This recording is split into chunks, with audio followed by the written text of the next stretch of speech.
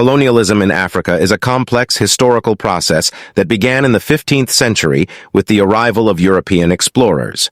It intensified during the 19th century and lasted until the mid-20th century. Here's a brief overview. Portuguese explorers, such as Vasco da Gama, initiated contact with African coastal regions in the late 15th century.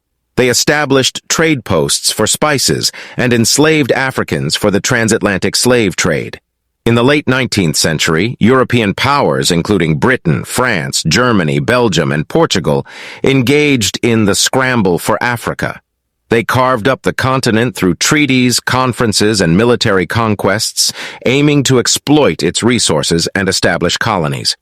In 1884 to 1885, the major European powers convened in Berlin to formalize the division of Africa. The conference led to the arbitrary drawing of boundaries that ignored ethnic and cultural divisions, causing lasting repercussions for Africa. European powers imposed direct and indirect rule on African territories. Direct rule involved European administrators governing colonies, while indirect rule relied on local leaders as intermediaries, but maintained European authority. Colonial powers exploited Africa's resources, such as minerals, rubber, and timber, for their benefit. African people suffered under oppressive systems, forced labor, and cultural assimilation. Throughout the colonial period, Africans resisted the foreign domination through various movements and uprisings. Prominent figures like Kwame Nkrumah and Jomo Kenyatta emerged as leaders advocating for independence. After World War II, international pressure and the rise of nationalism led to the process of decolonization.